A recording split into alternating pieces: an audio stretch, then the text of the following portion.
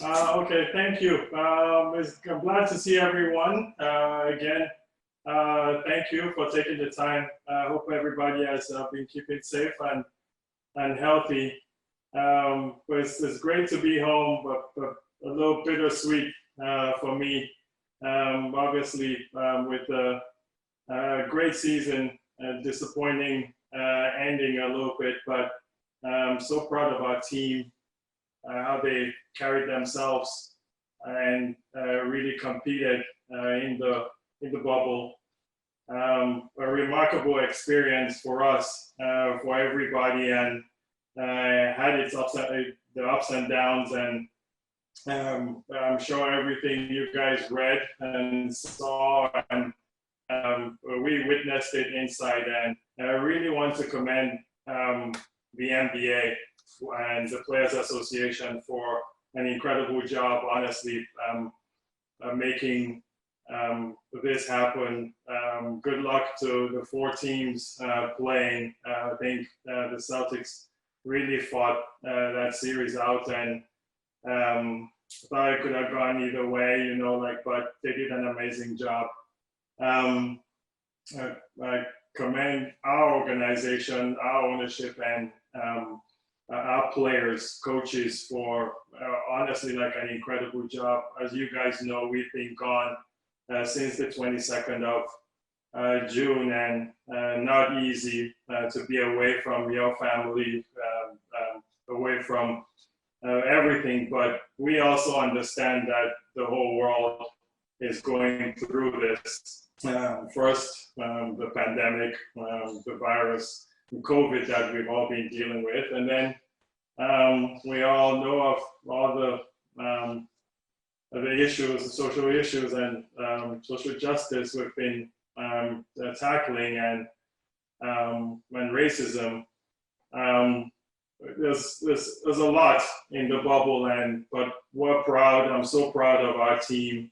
Proud of the NBA. Proud to be part of this, and we're glad to be home with my family. I tell you, my daughter, she learned how to FaceTime on her iPad, and it's something she started doing, and it became 9 times a day. I'll be on a Zoom call, and I'd see my phone, my screen changing, and it's her. Those times I'll never forget in the bubble, and many incredible moments that I'm sure will tell incredible stories at some point. But really proud of the team for what they did. There's work to be done, make no mistake. We're all about winning here. We want to win a championship, and the goal was to go in there to win a championship. I really thought we were going to do it, and our guys thought so. They had the focus, the mentality, the appreciation, the fight, everything that you can think of. I'm extremely, extremely proud of them, and we continue to have that focus as an organization, which is to win a championship. So thank you for your patience. I know there was times when I kind of stayed away from the media a little bit because of some ongoing issues that I had, but glad to be home. Glad to see all of you, and any questions you have, I'll be happy to answer. So thank you. Hello, Masai, and welcome back. There is going to be much speculation about your future with the Raptors going into the last year of your contract. Can you sort of fill us in on if you've had discussions with ownership about an extension or staying, or where that process is? No, I haven't had discussions, and honestly, coming out of this, things are a little raw. I'm going to reflect a little bit, and we will address it when it's time to address it. It's not something I'm going to do in the media and publicly with respect, but no, I haven't had conversations. It's been it's been an obligation for me to take care of my leadership team, obviously starting with Nick Nurse, and super excited about that. He's the future is bright. But in terms of me, I haven't had those conversations, and I'll wait till those happen in the future. Thank you very much. Just one follow-up. You did mention the social justice issues that you guys were at the forefront in Florida. How can you continue that on in Canada now that we're in a lull in the basketball season up here? Well, it's a great question, Doug. We have to, I think the bubble was a great platform for us.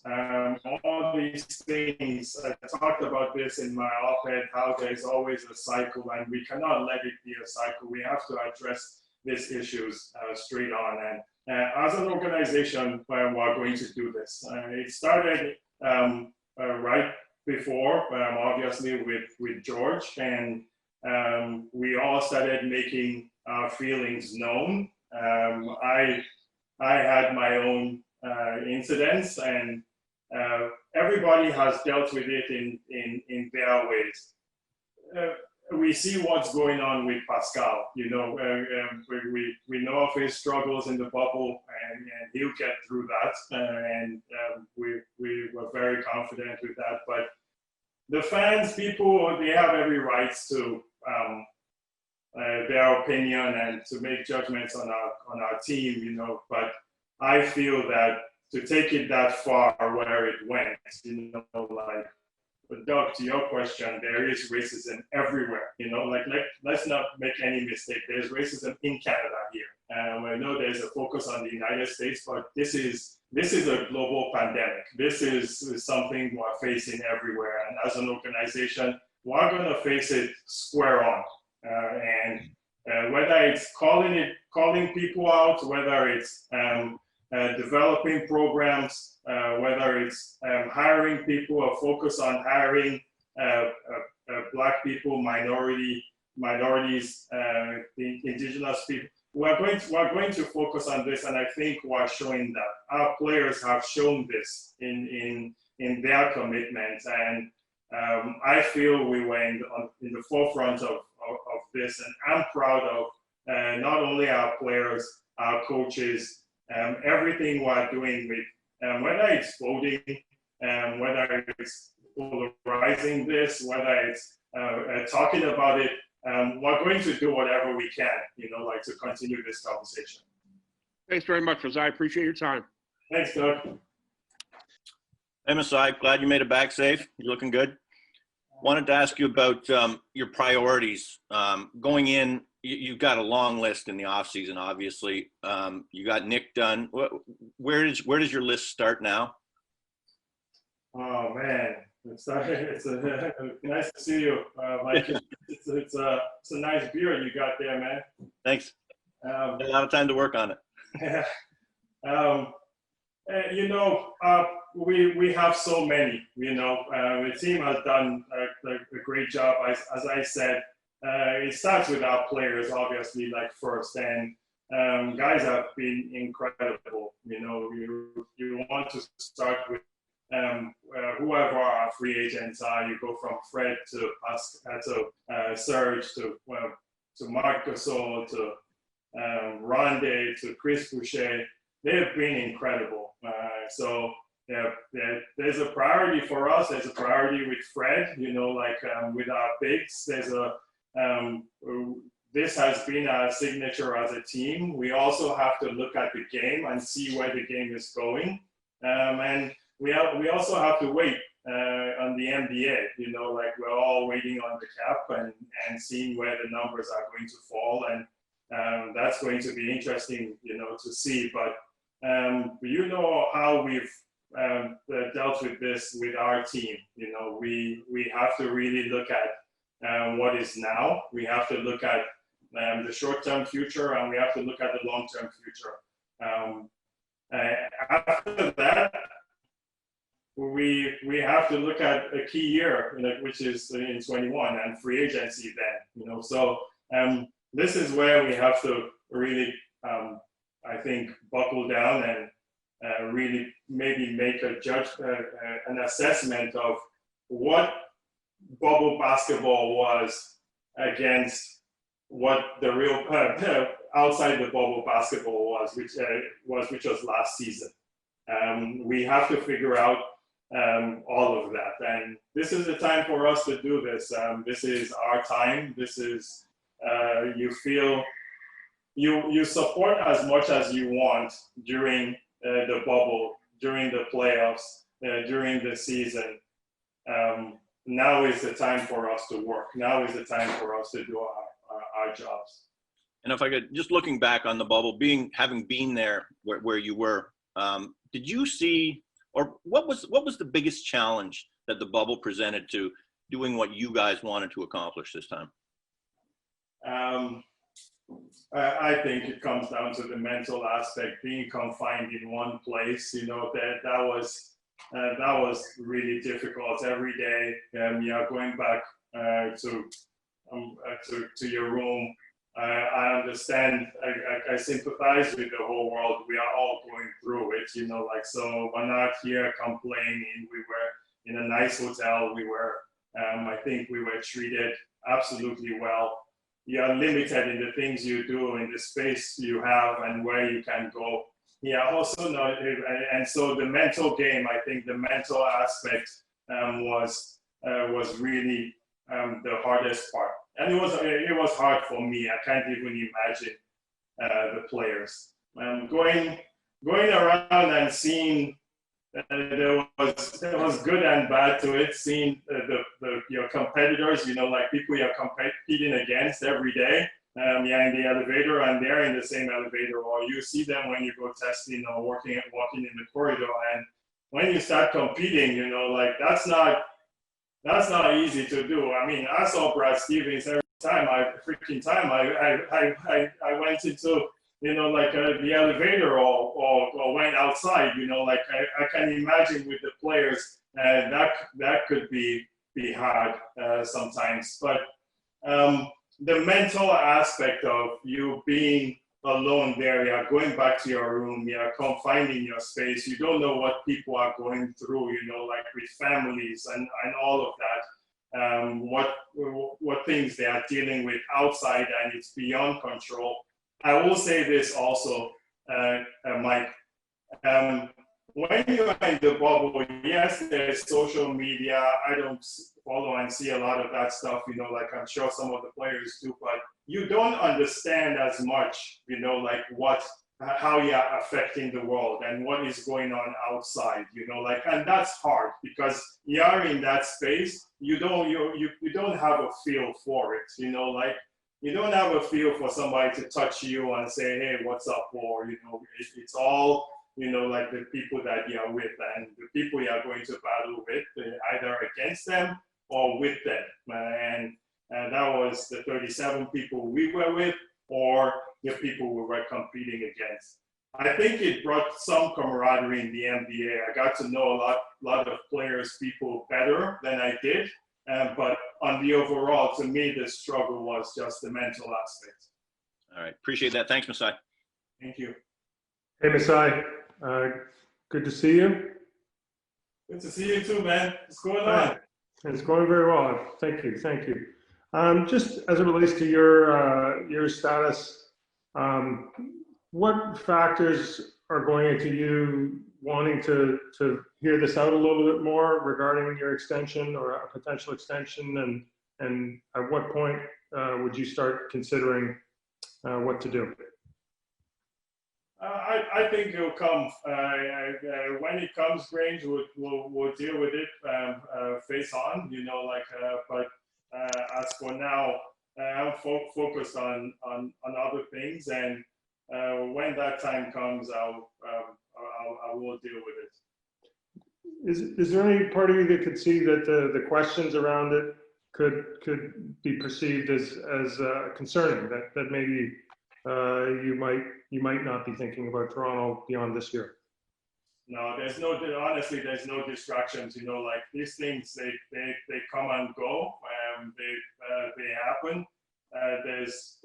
to me, if there's no distractions with me, with my team, with the organization, I'm totally fine with it. I understand that it gets talked about, but there's a focus that when there's a time to have a conversation, we will have that conversation. What was the thing you looked forward to coming home the most? Oh, my family, I talked about my daughter, my son, my wife, everybody, like enough of FaceTime, man. It was time to see them live. I remember one day in the bubble, I asked my son, like if he had gone out and played soccer in the backyard, and he goes, no. And I said, why? And he says, because you're not here.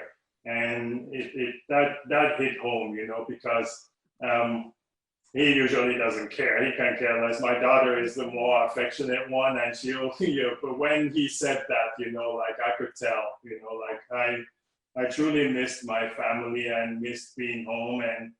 And thank you to Canada for giving us this 14 days that we have to stay at home and we're locked in, and we'll continue to spend some time. So thanks for asking. But yeah, my family coming back here to me was the best thing ever. Outside of losing and leaving there, you want to compete, but it's great to see. Like Kyle said, time to get out of that. Thank you, Masai. Hey, Masai, how you doing? I'm good, Josh. How are you, man? I'm doing well. Congrats on the great season, and thanks for doing this. I wanted to ask you about Pascal. I mean, obviously, that series didn't go as he would have wanted or that you guys would have hoped. But given his importance to your future, I imagine you're happy that he's had that experience and can learn from it. Going into such an important offseason for his development, what do you say to him? What's your message to him? We try to understand, like what he went through, and we talked extensively. Honestly, it wasn't even just me. I think Kyle, Fred, those guys did an incredible job. Coach, Nick Nurse, Bobby, everybody stood by Pascal. There's something about that bubble that brought all of us together, and that was truly unique for me. So for us to get into, finding out the struggles he had with going through COVID and the COVID period, and being confided to, to a space and where he was with his rhythm and trying to get back into it. I know Pascal. We all know Pascal. Sometimes we need this almost like a kick in the butt, some kind of adversity, and he's gonna bounce back 100%, from this. And he acknowledged it. You guys saw it. He felt he let the team down. We feel that we will just stick by him, stay with him as always. Let's not forget now, like Pascal helped us win a championship, and Pascal has showed every bit of being courageous, being a fighter, being a competitor, and being a winner. He's shown every bit of that, and we value that, we see that, we know him as a person. So he's gonna bounce back through this, and we support him in every way that we can. You mentioned the free agents earlier. How do you prioritize bringing those guys back, especially somebody like Fred, who's going to command a lot of interest? How do you balance that with maintaining the long-term flexibility that you guys have really set yourself up for over the last few years? Well, it's all communication and how we relate to our players. We're very confident with our culture, and yes, Fred is a priority. Our bigs are a priority. Like Serge had an incredible run. Marc Gasol brings so much to our organization, and we have our young players coming up with Chris Boucher, and Randy too is a free agent, and he found a niche on our team. That's what our jobs are, Josh. Like we have to face them square on, and we will deal with them as we come, as we have in the past. Like we do respect who our players are, and yes, they are priorities. Fred is a priority for us. Our bigs are a priority. Serge is a priority. We have to really attack this head on, and we know where their game is. We know how much they can improve, or we try to at least project that as much as we can. We know where they've come from too, because we've gone through all these struggles with all these guys, and we truly appreciate that. Thanks, Masai. Take care. Thank you. Hey, Masai, good to see you. How's it going? How's it going, man? Is that a mohawk you got? No, but I'll send my barber your regards. A few questions. First of all, there was a report on the radio today that Bobby's contract has been extended. Can you share anything about that? We're close. We're getting there. Like I said, it's a priority for me to get to my to get to our leadership team and take care of the team and organization in general. So we're close. To Josh's question about balancing the short term and the long term, I mean, that's sort of what you've been doing ever since you got here in 2013, and especially when you guys started to make the run in that year. Does it feel at all any more difficult, given the short-term decisions you have coming right at you, to make that, and the importance of the long-term, to strike that balance right now? Does it seem different in any way? I was texting with Bruce Arthur, and he said, I told him if he doesn't text me to say that this is the most difficult off-season that you're going to have, because he says that every year it's the most difficult off-season you're going to have. Every off-season is like this, like you have the challenges, Eric, and we have to face them, and yes, there are challenges. We don't know what the cap numbers are. We have to figure out how we maneuver where we keep our cap space in the future, and for that year 21, and we have to address that in some kind of way, and we are going to speak to all the agents when the time is right, and speak to all the players when it's right, and we'll try and figure out this out the best way that we can. But yes, there are challenges, and but it's nothing that we haven't dealt with in the past. It's good to know that Bruce lets you get a word in edgewise during your text exchanges. Last question. When we first talked, whenever it was, before the bubble, you were sort of cautiously optimistic about next season being played with, in markets, maybe even with some fans. I know you were trapped in a bubble for a while, but you read the news. Has your optimism faded or diminished on that? Obviously, the NBA hasn't said what it's going to do. No, I'll leave that to the NBA, but I'm still optimistic. I believe in fans. I'm not trying to be heard yelling at refs in the bubble and causing problems, and trying to figure out where I should sit to watch the game, none of that stuff. That's one thing I'm praying and hoping, just like everybody else, that we can get back to normal. I want to play with fans. I want us to figure this out. This pandemic is serious. We know that there could be a second coming, in the fall. And for me, it is a priority for us to figure out how to get our fans involved and how to figure this out. going forward. And I know the NBA is grinding on this as much as they possibly can. So yes, I continue to be optimistic. Thanks, Masai, and enjoy your family time. Thank you. Hey, Masai. What's going on? Not much. I'm still in the bubble, so I got In the bubble, man.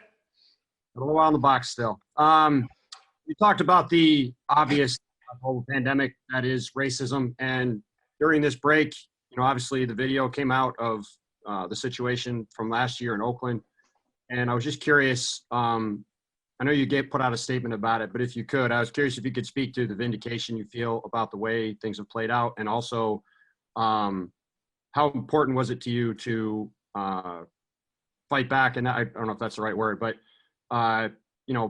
fight back in this situation, given that you have the ability to do that in a way that maybe a lot of other people would not.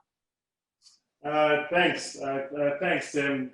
This was very hard for me. This was the time in the bubble that I honestly struggled.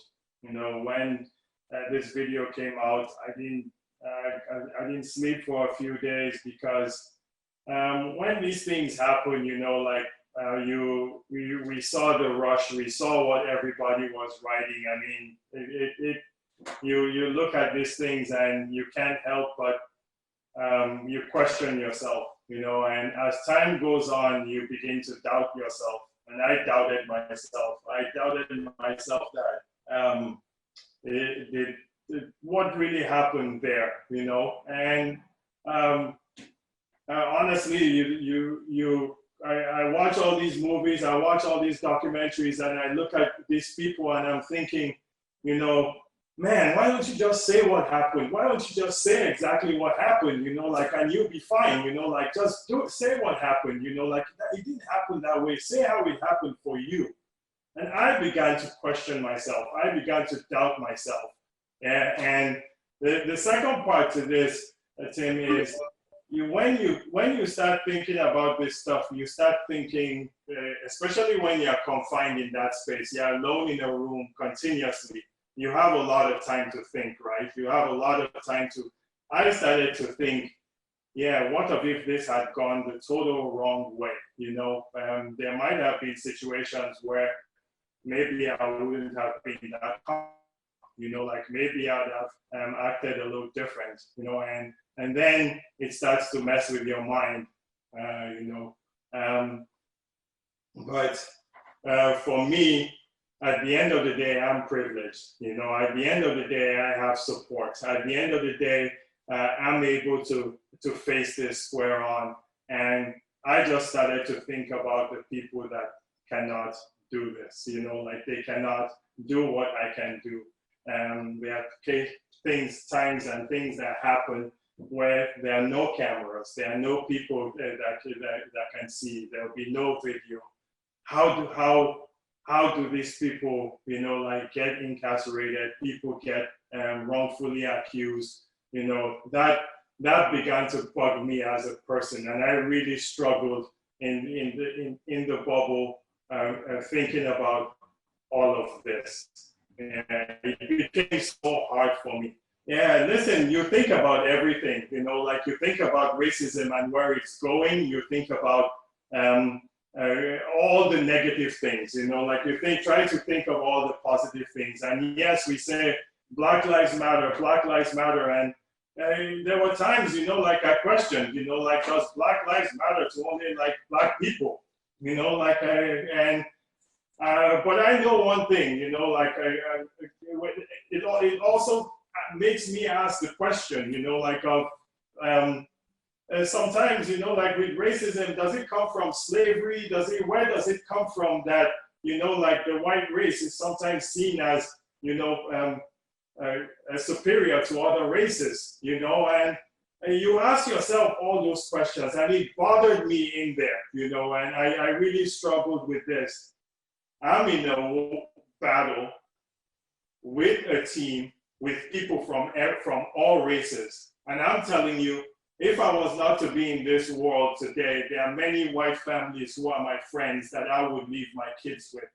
Yeah, that's how much I believe in humanity. And it comes down to humanity, who we are as human beings, right? That's what it comes down to. So us going to battle together and staying together, doesn't matter what color, doesn't matter where you're from. We all come from, one place, and we all should treat each other the same way. To follow up on that, there was a lot of talk down here as this thing played out from guys wondering if it was the right thing to be here, wondering if they were really making a difference, if they were kind of being able to have the kind of impact in society that they were hoping to. After going through it and living through it and seeing kind of how everything has played out, what is your opinion on how the league has approached this stuff? And is it making the kind of impact that you hoped it would in terms of trying to highlight some of these things in society that need to change? Yeah, 100%. I think, it made an impact, for these players to have a platform, for all of us to have this platform to speak, to talk to you guys, to really address all these issues. It's so important that we did this, to play basketball, to be free, and do for these guys to do what they love to do. Yeah, I think when I look at it, if we were not doing that, and I hate to speak for anybody because people have all their different opinions, and I see it either all sides. We would not have as much of a voice, because if I'm calling you guys tomorrow and telling you that I want to do another press conference to talk about this, then I call you and the following week, you guys are going to get tired of me, you're going to, to have that platform of performing and then having to speak your mind, and the reach, the effect that you have on people, I think it's huge. It's really, really big. And I would not change that, for anything. I think there was definitely a time when I know my team we talked about the boycott, we talked about we talked about the mental fatigue, we talked about everything that was going on. Jacob Blake, the kid coming out and shooting a couple people, and these are things that piled on, and you could tell there was a mental drain on these players, and everybody was tired, and there was a time for a pause. We needed to pause at that time. I think it was good that the NBA, the Players Association, everybody understood. And I was proud of all sides, to really, really sit down, address the issues, especially voting. I commend LeBron, all these guys, the Kyle Lowry, Chris Paul, the part that they played, Jaylen Brown, McCullough, they all played a huge part in this. Also the league, with Adam Silver and what he's doing, Michelle, seeing everybody, I was in there. I was opportune to be in a couple of the meetings with the players. I really appreciated it from both ends, but we have to fight this fight. Yeah, we have to continue this fight. And it starts with voting. Yeah, it starts with voting. We cannot be afraid. A lot of leaders are afraid to speak. A lot of leaders are afraid to speak their mind. We don't know what the issue is. The issue is leadership, okay? The issue is leadership. We all need to go and vote and make the change that should happen, and we go from there. I appreciate being willing to speak your mind, Masai. Thank you. Thank you. Masai, thanks for doing this. Thanks, Steve. You're in a unique position, being the only Canadian team in the NBA and in charge of the only Canadian team in the NBA. And sometimes you see issues out there that really don't pertain to this country at all. And I'm wondering, in the city that you live in and operate in, shootings in Toronto are up 180% since you came in and joined the Raptors. Death by gunfire is up by over 180%. Is it time for you and the Raptors to get involved in more local issues to try and work with a city that's seeing crime at a rate it's never seen before? I think so, Steve. Any way that we can help in the positions that we are, work seeing it. It's so weird that you said that, because as I was walking out of my room today, my wife was looking at her phone and she said to me, the shootings and the killings are becoming too much here in Toronto. And we've talked about this a lot, and we need to do something about it. We're not omitted from all this stuff that's going on in the world. And I hear what you're saying, but there's racism here. We sometimes think that, oh, you know, like we're not included in all of this in Canada. There are huge issues here. Sometimes we're drawn thin in what we can do and where we can be and the issues we talk on and how we can affect. You can't, you know, like be everywhere, but I know that this is a subject that we are going to talk about and we are going to have to address and help in as many ways that we can. And from a basketball perspective, how do you convince a coach to sign a long-term deal, not knowing that you or Bobby are going to be there to be working with him? That's a great question. I think we treat everything here as an organization, you know, like, and to me, I have to take care of, it's an obligation for me to take care of the whole staff. Yes, Nick Nurse will be concerned about me. He will be concerned about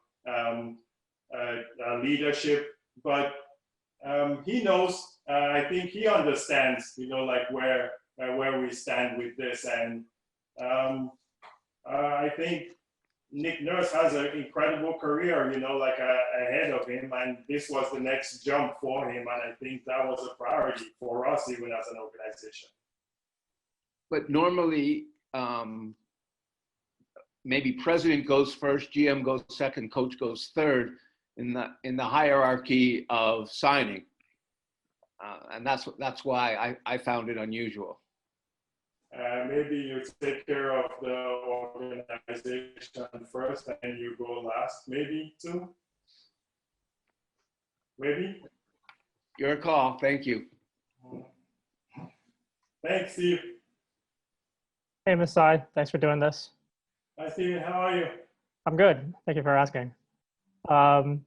Like in regards back to what Tim asked, when the Bucks did kind of enact their boycott, can you tell us like where you were and what you were thinking in that moment when that historic moment happened? Yeah, it's funny. I'm trying to even think back exactly where I was. I think we were. I think I was in my room, but. To go back, the Raptors were the first team. We were the first team to like discuss it, you know, as a team. And our guy has done a great job in being engaged with all the meetings we have. I think Nick Nurse has been incredible. Bobby has been incredible. All our leaders, we just hired John Wiggins, Teresa. Everybody has been really good with kind of what we're trying to build as an organization in tackling these issues with Black Lives Matter. And so we had a meeting, and it's funny, we had won, we were 8-1 in the bubble, we were 3-0 against Brooklyn, and we were winning. There was no reason for any cause for alarm or anything. And we had this meeting, and you could just tell that everybody was feeling like a certain way. Everything had mounted on with Jacob Blake and the shooting, the video, like everything was coming, you know, and there was this, I don't want to repeat myself, you know, like, and so we had that meeting and we talked about boycotting the game, and that's when you guys spoke to Fred. Nobody was feeling good. Nobody was feeling right. And I think Kyle and Fred went. They took it further and discussed with Boston a little bit because our game was coming up first in the second round or I can't remember which game in particular, but it was good to see the Bucks, like stand up, and really stand up for what they believe is right, like which was sitting out of that game and showing total support. I know their ownership, they got on a call, and whatever the process was of talking to whoever they spoke to at the time, I thought that was a huge moment for us. But I was also proud of our team that we talked about that first, and we were planning, like to do this because it had just become so mentally tough for us, and we needed to have a pause in some kind of way. And you also mentioned voting, right? Obviously, one of the three initiatives that came out when you guys did kind of return had to do with like using facilities as voting centers, right? So like obviously the Raptors are a team in Canada, can't vote in the US election. So what is it that the Raptors may be looking to do in regards to that initiative? John Wiggins, who we just brought from the 905 to be on our executive team and in the front office and tackle a lot of these issues, like he's working hard on that. And I'm getting an update today on some of the facilities he's working on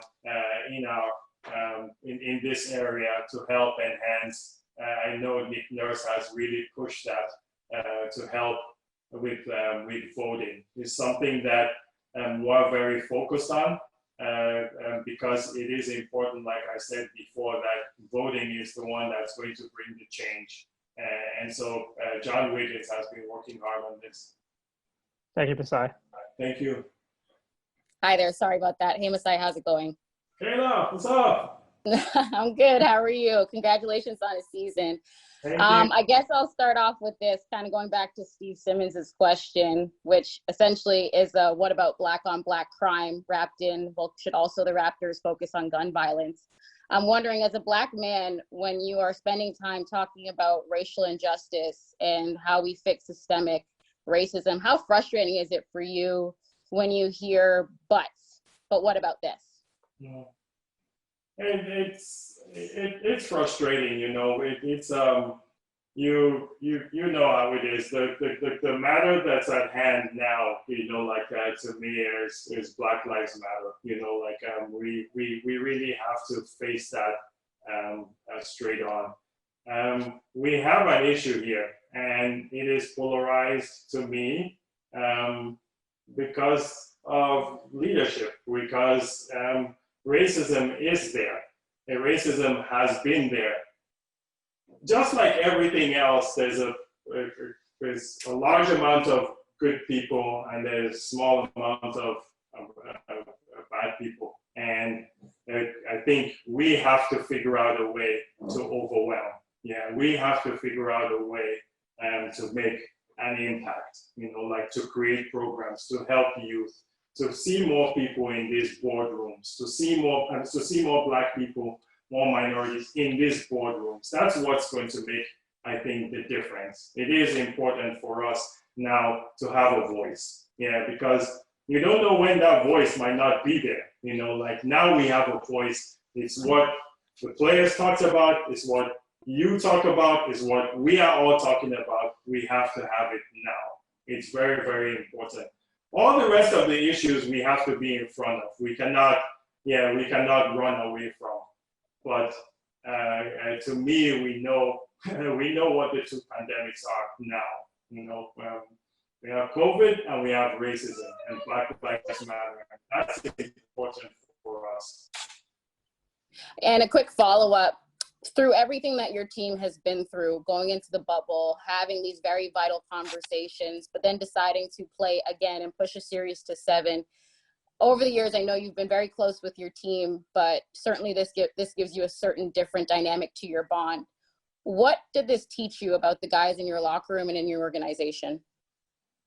You know, first of all, you know, like we have incredible like leaders. You know, like I want to say that. I tell you what, you know, like it's been. I don't even want to say like it's been up and down anymore with like Kyle Lowry. You know, like that guy is a stud. Okay, I'm telling the whole world that guy is incredible. You know, like what he has done for this organization. Yeah, if this is not, I don't want to start pushing him. You know, like as a Hall of Famer. You know, like and all the stuff. You know, like because I want 10 more incredible years from this guy because it seems to me that the older he becomes, you know, like the better he becomes. It's crazy. You know, like I've never seen anything like that. As a human being, as a person, as a teammate, you know, like Kyle was phenomenal. Fred was phenomenal. Their leadership, Marc Gasol, Serge Ibaka, those guys, I can't describe it, guys, you know, like, and the whole team in general, you know, like Nick Nurse, his leadership, Bobby, his leadership. And the moment I particularly like look back on is every time we finish practice, the veterans always going first, right? They take the first bus, they go in, they do their workouts. And so when practice is done, we'll get on the bus and would all would drive back. So usually it's like 4 or 5 veterans doing this. So it's Kyle, it's Fred, it's Marc Gasol, you know, it's sometimes it's Norm, you know, like so on the big bus, there's only like 5 or 6 people. And in the beginning of the bubble, you know, like you see, we all sit like separately, you know, like very far in the bus. And as the bubble went on, we all like sat closer together. And it was a very telling moment for me because we couldn't wait to get on the bus and you all talk to each other. You spend time with each other. For me, I loved it, you know, like that. To see these guys, I know it was a tough environment, but they showed real resilience, you know, and coming together. And I really appreciated that, you know, like with the leadership, you know, that our veteran guys and even guys like Rondé, you know, like OG, just growing up, you know, like everybody like grew up a notch, you know, and that was incredible. Thank you so much. Thank you. Great to see you, Taylor. Hi, Mr. Ujiri. This was suggested by fans, but do you think that Kyle deserves a statue in front of Scotiabank Arena? And will you make sure of that before leaving the Raptors at any point in time? Hey, we'll figure out, you know, like we'll figure something out for Kyle, you know, like at some point. I do want to use this opportunity to talk about some of our young players, you know, like I think they were outstanding. I thought to see OG go through what he did last year. He lost his dad. He went through the appendix, you know, and basically like lost a year. I thought, you know, like his comeback this year, trying to help the team, growing up as a person. I thought OG was outstanding, and we're really proud of all the young players, Chris Boucher and Terrence Davis making second team, and Matt Thomas figuring out a way to like now start playing and being part of this team. Norman Powell in the growth that he's made from a role player to now starting to become a prominent player with us. I'm really proud of this team. Our coaching staff did an incredible job. So to Nick, his assistants, and then everybody else. The last person I'll thank is JQ, Jennifer Quinn, for dealing with all of you guys. I know it's tough because all of you are all very tough to deal with. So I give Jennifer a lot of credit for her work in the bubble, and she wore a lot of hats, including putting up posters and dragging bags, our medical staff, and then back again to our ownership. I thought everybody was phenomenal. I say it again, guys, I'll go to battle with these guys anytime, any day. They were incredible. So thank you.